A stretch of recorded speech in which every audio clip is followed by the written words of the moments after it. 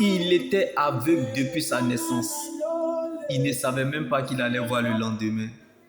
Elle perdait du sang depuis 12 ans. Elle ne savait même pas qu'elle allait voir le lendemain.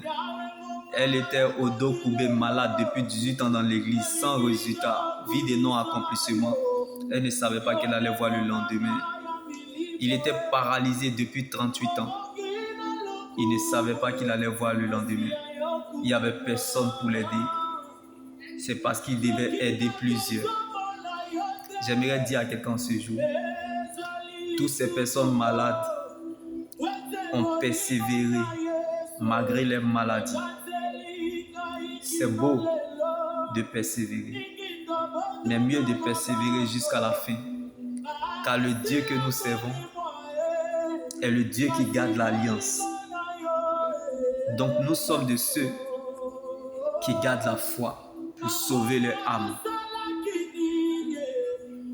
Aimeriez-vous toujours Dieu si vous perdez tout? Aimeriez-vous toujours Dieu si il vous enlève tout? Aimeriez-vous toujours Dieu bien-aimé si votre mari vous quitte, votre femme vous laisse, vos enfants s'égarent, vos familles vous rejettent, la société vous renie, vos proches vous délaissent? Aimeriez-vous toujours Dieu si on vous enlève votre santé, votre dignité, votre honneur, votre raison? Laissez-moi vous choquer. Quelque chose peut vous surprendre. On peut tout vous enlever. Mais si on vous laisse Dieu, c'est qu'on vous a tout donné. On vous a tout donné. Allez, alors, acceptez ce qui est blessé de Dieu.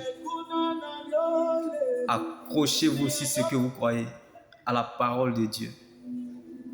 Finissez toujours par remettre chacun dans le couloir de sa destinée. Donc, votre réalité n'est pas la finalité. Car la destinée n'est pas la destination. Le destin te fait subir, mais la destinée te prépare.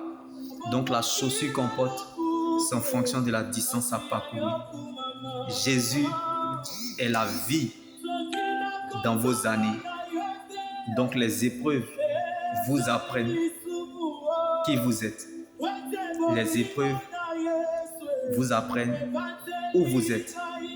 Les épreuves vous apprennent où vous allez.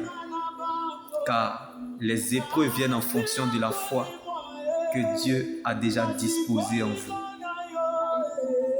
Donc, vous êtes éprouvés parce que vous êtes connus de Dieu. Car la foi commence là où la volonté de Dieu est connue. Donc, si vous n'êtes pas brisé sur la terre, c'est que le ciel n'a rien à vous offrir.